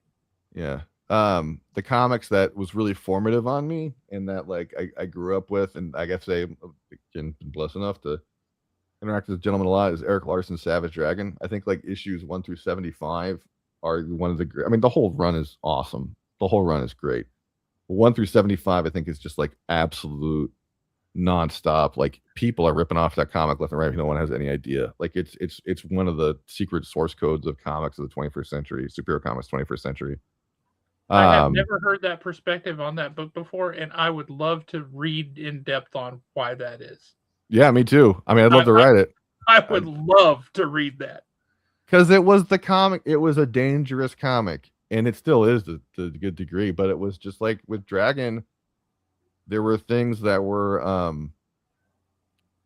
when it came, I think people take it for granted now, and it's too bad because especially from the accomplishment of a cartoonist, like, even on Cerebus, not to take anything away, but Dave Sim had Gerhardt doing backgrounds, and yeah, Larson has a colorist and letterist he worked with, but like, other than that, he wrote and drew everything. Yep. Like I think there's a lot to learn, and like, even like, you don't believe me, I talked with Kirkman about it too. Like, we were both Dragon guys, and it was just like the way you construct a page, and the way that if a cliffhanger on the end of the right-hand page, you turn a page, and the left-hand page, there's a surprise. Like comics like again, Invincible or even Walking Dead, and then Saga, like a lot of comics.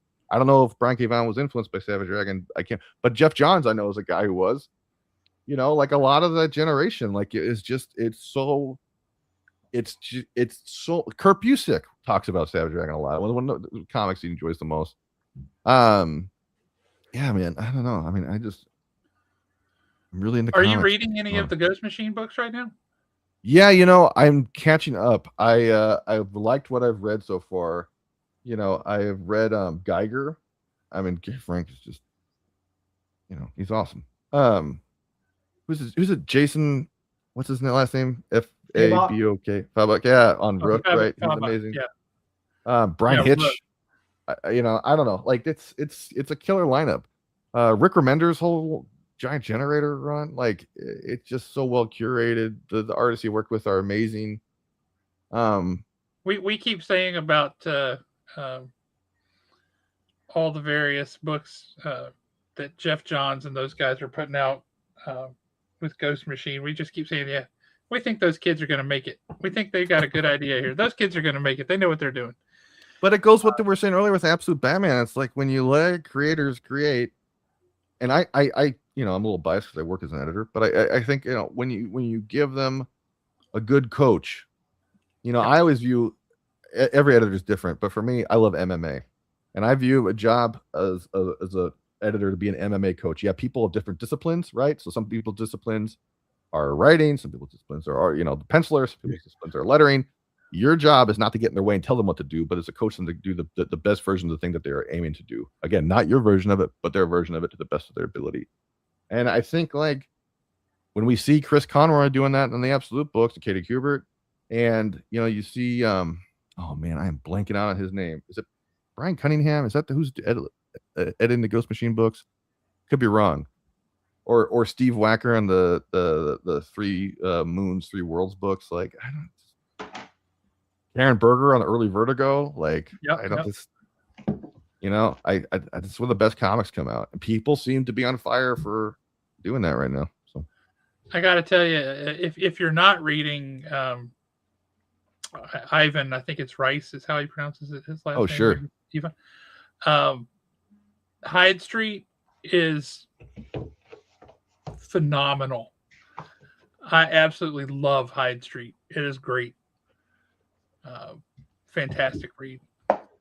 Yeah. So when you're, and this is going to be kind of a strange question, but when y'all first started down the path of creating Comics the Magazine, and you're kind of like brainstorming of what all you wanted to do, how much research and how far in advance do you have to plan to kind of catch up with some of these people, to have time to sit down and interview them, and then to, like you and I talked about earlier, the top 100? How far in advance do you have to plan issues? It all depends. Like big picture stuff is pretty far ahead, but I have to talk about this kind of vaguely. We have something coming up in a future issue that was really last minute. We won't tell anybody. Go ahead, tell us. No way. Alan tries that with everybody. I know when to show them. I know when to fold them. Believe me, I'm not gonna. But it was like a last minute thing, and it was just like, but it would be cool to do. That's my main motivator. Is like, is this fun? Is it cool? I have a thing coming up with another creator who's very, very busy. And I talked to Rico and I was like, hey man, this is the parameters with this thing. It may be last minute. And he was like, well, considering who it's with, we'll make it work, And it really depends. And sometimes there's like licensor things, like, on number 3, we're working with our friends at IDW on a Turtles thing. And I think the cover gets officially debuted tomorrow. Be wrong, don't hold me to that. But there's other shareholders like Paramount who've been awesome to work with. Like, that's just the way it goes. Or like thing we've got cooking for number 4, we kind of also like plan way far ahead and play the best. I have an idea coming up.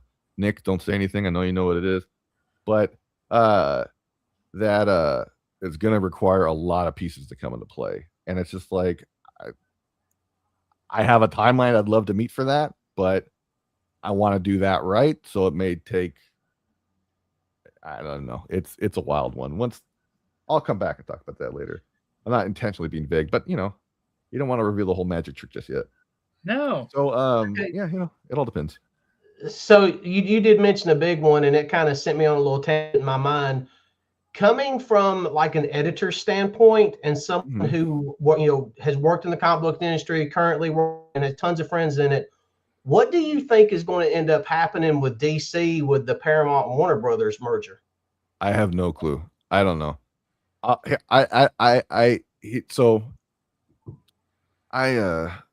know that's kind of a double-edged sword question. But... No. It's fine. Like, look, I'll answer the question to the best of my ability. I'm not an expert. I'm a big believer. If you're not an expert on something, maybe you're not. I know comics. I can talk comics all day. You want to talk comics? Talk comics for the next 5 hours. When it comes to mergers and acquisitions on a corporate level, I have no idea what I'm talking about. I have opinions. Here's my main opinion. Paramount, let DC cook. They're on fire right now. They will serve you well for the rest of your existence.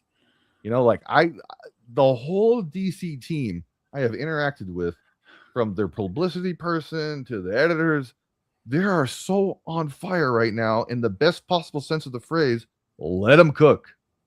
Yeah. So what will happen? I have no idea, guys. I am not going to give you an opinion. I know it's big. Give your opinion half-baked. No, I'm not going to do that for you. All I know is that DC rules. Paramount's got some great TVs and movies. I'm not a TV movie guy in terms of the business. I don't know it. I love watching Yellowstone. They own Yellowstone. So whatever. That's about the extent that I have knowledge of Paramount. You know what I mean? Like, again, they have UFC now. Great. But I don't know what it means to be owned by Paramount. I have no idea. I don't know what it takes. But I do know that DC, a healthy DC, you let this DC cook. You let Jim Lee cook. Marie Javins, you let her cook. It's going to be the best thing you could possibly do. Because I think they're just getting started. A lot of people are like, when's the absolute hype going to die? They're playing a chess game so far in the future with their books. Like, I just let them do their thing. Let them create great books, and it'll fuel you forever. Have you talked? That's my message to Paramount. What's his actual name? Alan, Legion of Comics. Oh, Mark. Mark. I don't know if you're familiar with Legion of Comics. He's got a YouTube show. He's got all kinds of things going on. He is the closest thing outside of Mark Waid that I know of somebody who is like a walking encyclopedia of all things DC. Just this incredible memory of all things DC. I mean, he's just a comic fan like we are, but every time we have him on, I feel like I learn something from him, which is great. But when he starts going back, and we did this two years ago or so, and we're like, DC is really laying the groundwork here, and they're really moving the needle, and then things are really turning the tide, and DC is becoming just they're far outstripping Marvel in terms of what they're putting out, the quality that they're putting out right now. And he took us back and showed us where editorially these things had been happening, and the groundwork was being laid for that way in advance. Like way in advance. And he walked through it, and it was all from the pages of the comics. It was all there to be seen if you knew what you were looking for. And he knew what he was looking for because he was predicting some of this stuff because he's that deep of a reader when he's pulling through these DC books. Sure. And I think your comments about the editorial, it's what we've been talking for a long time, is having that unified editorial vision, and then this getting all the right people on the teams and pulling in the same direction. They're killing it. They're absolutely killing it. Yeah. Like I said, and I never envisioned a day in my life when Aquaman was going to be one of the books at the top of my comics pile that I would be, I got to read that now. And it's very firmly on the top of my comics pile. Yeah. And one thing we haven't talked about all night, and I feel pretty bad about it, that's G.I. Joe, man. Oh, sure. We got to have some G.I. Joe representation here. Do you have anything planned for future issues you can talk about for G.I. Joe? Look, man, I am one of the books I subscribe to is G.I. Joe: A Real American Hero by Larry Hama and Company, and I wrote this. So I'm fully on Lee board. Weeks cover on the last issue. Oh, it's beautiful. Oh, I didn't even think I noticed. I just caught up on like a stack of like 4 or 5 weeks worth of books, but that must be in there. I love Lee Weeks, by the way. I mean, look, I think what Kirkman and Company, and it's Kirkman and Company's got a great team at Skybound. What they've done with the Energon books and revitalizing those comics has been nothing short of incredible. I'm not going to tell you I've got a big feature of it planned. I don't, but I'm certainly open to it, and I admire what they've done. So I think that Kirkman was brilliant in this for two ways. As a G.I. Joe fan, like my whole life, that's my shtick. I mean, you see all the G.I. Joe figures behind me. That's my thing. I love G.I. Joe. By bringing Larry Hama over and continuing that saga, and giving us the Energon Universe G.I. Joe, right? I don't have to. But what about Larry Hama? What about this story? I get to have my cake and eat it too. Correct. And that was brilliant. It's absolutely brilliant, and I freaking love it. And I love the fact that the compendiums sold so well. I mean, that's another thing that Kirkman has just been, him and his team have been brilliant at. Pull those compendiums together. G.I. Joe broke records, and then Transformers broke that record. And then you've got the second wave of the IDW books coming in the compendium. It's fantastic. I think it was just brilliant. Oh, cool. I didn't realize that. That's cool. Yeah, they're doing issues 155 and a half through 300. So it's the entire IDW run. Oh, wow. G.I. Joe is a second volume of the compendiums. Oh, cool. That's cool here. I had no idea. Yeah, that's another 4-book set. One thing that I've definitely noticed, and I started picking up on it after Legion of Comics was kind of pointing some of the stuff out. Josh Williamson. Oh, yeah. I love reading everything that he writes, but I simultaneously hate it because you've got to analyze everything he writes because he is so good at dropping a little nugget or introducing something. And then a year later, that little something that he introduced way back when becomes a major plot point.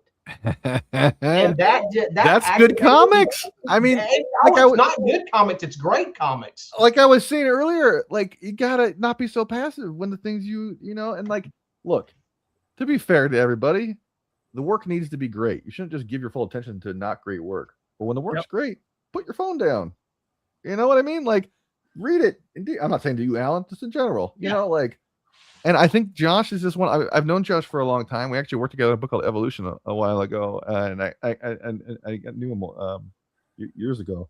He's brilliant. He's smart. He thinks a lot of, but God, Josh also like loves comics and knows the craft of comics. So makes a lot of sense. He's doing so well. One of the highest compliments Alan can pay a comic book is he'll be doing this and he'll get to the end of it and he goes, that means he's really mad that it left him on a cliffhanger and he doesn't have the next issue right this minute. Every single damn issue of Dan Panosian's Black Tape. Oh my God! Yeah, aggravated me to death because I needed the next issue immediately. Mm-hmm. That book was so freaking good; it wasn't even funny. Right on. Yeah, that was a phenomenal book. But yeah, your love of comics, that's why we do this show, is because we love them too, and we want to talk about them, tell people. Normally we come on if we don't have any guests, we just review comics and talk about what we're reading and what we love, occasionally what we don't love, but mostly we love things.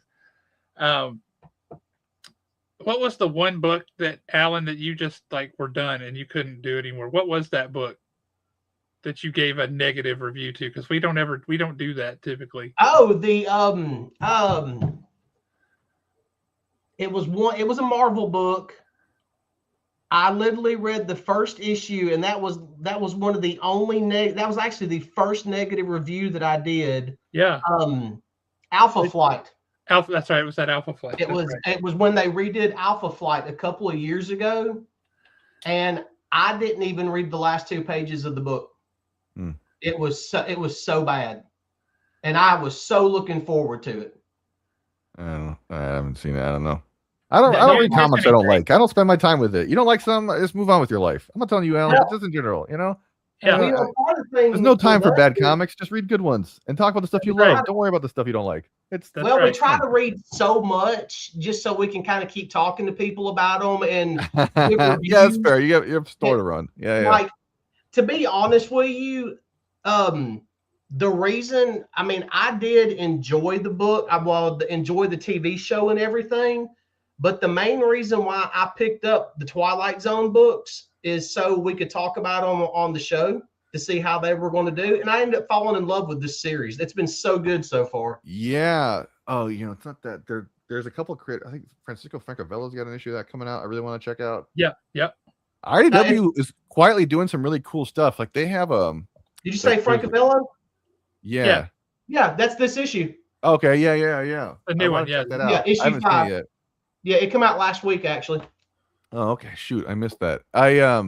Yeah, they've got some stuff like they're doing a spin-off of the movie The Quiet Place. Yes. And at least the first issue, I think the whole miniseries is by Phil Hester and Ryan Kelly.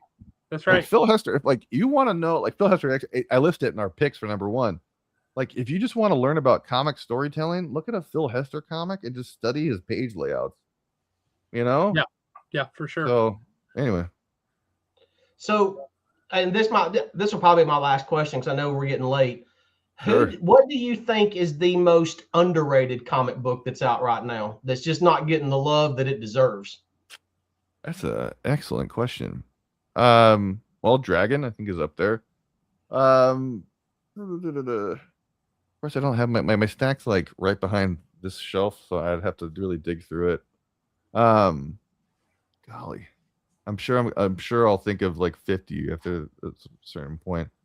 I don't know if it's not getting attention. We interviewed Ben Stenbeck in number 2 about the line of books he's doing with Mike Mignola, the Lands Unknown stuff. Yep, I don't know if it's underrated, but it's really good. I think people assume that all of those kind of Mignola-verse books are kind of just the same. And I know our readers, we get the same like handful of subscribers for each one. They're just like, I don't even know if they read them. They don't talk about them. And it's a shame because they're all gorgeous books. Yeah, and Ben's is an incredible artist. Yeah, I'm sure I'll think of a bunch. I don't know. I'm biased. The Future Is that I edit, I think is really cool. I think I won't speak about the editing, but I'll speak about Fred Van Lente is writing it, and we have these 2. Is that how he pronounces his last name? I say Van Lente. I don't know. Fred, dial in and let me know if that's correct. Lent, and I'd never known if I was right or not because I've never heard him say it. I learned that I said Jason Fabok wrong. It's Jason Fabok, and I would never would have said that.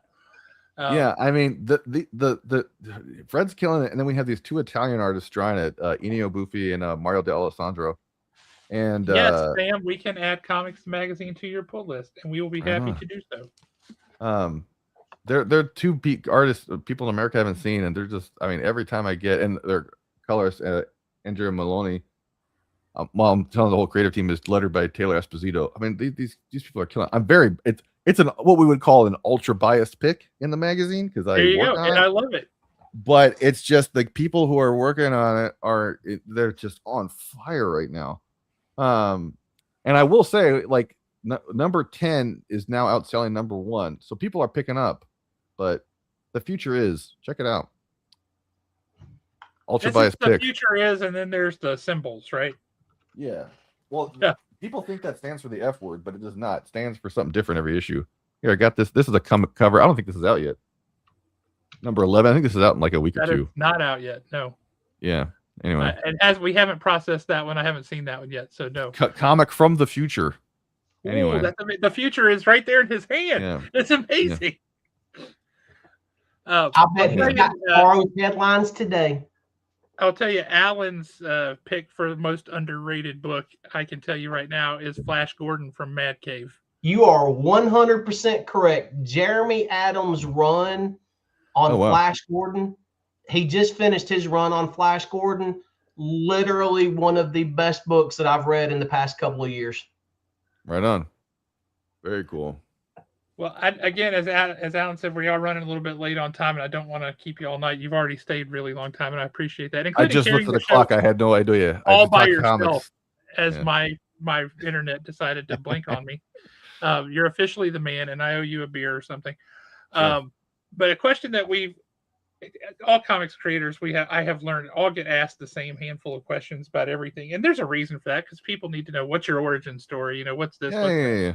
Sure. But one that we've gotten a lot of traction with and learned a lot of very interesting things with. So I would like to pose it to you.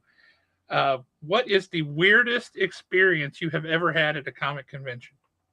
Oh, buddy. That you can share online with a family-friendly environment. Yeah. So this was years ago, and it's weird in a good way. They're largely weird in a good way. I haven't had too many weird in a bad way experiences. People, I find for the most part, are pretty great to be around. But I used to work at Image Comics. I was on staff at Image. We were hosting a panel, and it was, I think Kirkman was on it. I think McFarlane was on it. And Tyrese Gibson was doing a book for us. I got along with Tyrese very well. He's the Fast and Furious movies. He's a good guy. Yeah. I liked him a lot. But he was driving me nuts because, like, we're trying to, like, talk about the stuff, and he's on his phone. He's like, typing it. And I was like, Tyrese, what are you doing? Anyway, so I looked down the aisle, and in the back of the room, people are losing it. Like, it's a convention. It's San Diego Comic-Con, so it's like a panel room. It's very big. Yeah. But people in the back of the room are losing it. And what I don't realize is Tyrese has been text messaging with an individual who is now running up the aisle. And the guy comes up, and I'm like, it's Jim Lee. And Tyrese was text messaging Jim Lee to get on because they were going to debut a cover that Jim had drawn for Tyrese's book. And I just remember thinking, this is just one of those. I have no, like, this is like, I'm hosting Jim Lee's first Image panel since he left Image Comics. I was just like, I don't even know what's happening anymore. Wow. This is like, it was like the reality just broke down, So that was pretty cool. That was pretty wild. Awesome. Yeah, it's pretty fun. But I mean, I don't know. I like comics and conventions and people. I don't know. Good time. I think we asked Joe Pruitt that question. Good guy. Sure. He's like, well, the weirdest thing didn't actually happen to me, but I witnessed it. He said it was, I think he said it was Art Adams who was sitting next to him maybe at a convention. I think it was Art Adams. He said he's sitting there and this guy walks up to him and says, hey, I'll give you $35 for one of your socks. That's the other end of the weird spectrum. And if you want to hear truly weird, when we get done and you have chance, watch last week with Ron Mars and just fast forward to about the very end. Yeah, last 15 to 20 minutes. That was an unsettling story. Yeah, that wasn't weird. That was like disturbing need therapy afterwards. It was bad. Yeah, I tend to move on from that kind of stuff in my life. I don't know. It wasn't bad. It turns out it was just one of those things that if it would strike you as, oh my God, am I in danger? Okay, I'm not in danger, but yeah, it would have that kind of feel to it at the beginning. But I gotta say, folks, Comics the Magazine, everything you remember that you really thought was cool about Wizard, if you were to transplant that into the modern day with guys who genuinely love comics, who have developed a really fun magazine that has in-depth stuff, it's got fun stuff, it's got some stuff that'll make you mad, like the top 10 at the back. I will say this too: read the ads; those are a hoot. Those are real, by the way. People think those are fake ads. I don't know what they get that. Those are real. Those are real classified ads. They're fun. Yeah. I read them. You should read these. They're great. Yeah. But you get a great magazine at an extremely affordable price. You can't go wrong with it. Like you said, Sam, yes, we'll add that to your pull list. You can subscribe. We'll just sign up. We'll put it in your box every month when it comes out. I'm sure your local LCS will do the same if you're not local to us. The more you let your retailers know that you want something, the more they will be confident in ordering that and ordering more of that. So let people know you want it. Let people know you read it. Go online and send them mail to let them know that you've read it and let them know what you thought. Yeah, letters at comicsthemagazine.com. You got to mark your letters okay for print if you want it in the magazine. But yeah, that's our email address. Are you going to do like the contest, like Wizard used to do the art contest thing where they would print pictures of people's covers? I will say I always enjoyed that. You know, it's funny you say that. I've been trying to figure that out because like it used to be you would send an envelope into Wizard. Yeah. We don't currently have a P.O. box to do that. And I'm not giving people my address, so I don't know what we're No, I wouldn't do that. But I don't know. We're open to ideas, you know. Well, I will say, guys, since this is the first issue and they hadn't yet received a whole lot of letters from a whole lot of people, they did receive a whole lot of letters from one person. And reading through the letters page is an absolute treat. Yeah. As it gets more and more unhinged. And it's Chip Zdarsky, by the way, Alan. You're going to flip. Oh, I'm definitely going to read that. Like I said, you're going to flip. Technically, Friday is New Comic Book Day for me, just because of my work schedule. So I'll be getting a hold of my copy tomorrow. But yeah, the letters page in the first issue is a special treat of its own. I have to say, hats off to you guys for that. Cool. But thank you so very much for joining us. Sure. If you want to hang around after we jump off the air, I do have something I want to talk to you about real quick. Sure, yeah. We'll let you go, I promise. But guys, thank y'all for tuning in. Thanks for watching. Yeah. Go to your local comic shop, pick up Comics the Magazine. Be sure to ask for it. Ask for it by name. And sign up for it. Subscribe to it. You will not regret it. Great stuff by great people who love comics. So look forward to that. And we will catch you guys next time. In the meantime, remember our 25th anniversary is coming up on April 2nd. We're going to do a special old school trivia show episode of the show live at Haven. So come out to Haven. Cool. Daniel Major, I saw you were on here. Nomads Road Dogs is going to be at Haven, and they're doing a special Haven hot dog that night. So come out and support those guys too. That's going to be great to have. Nick Pitara, we definitely want to talk to you. We want to bring you on the show as well. Yeah. Look it up. So yeah, we'll get the hookup. But thank you guys for staying with us. And if you're watching later, thank you for watching it later. Do all the things, like and subscribe, all that jazz. We're not going to beat you up on it. But you guys have a great night, and we will catch you next time.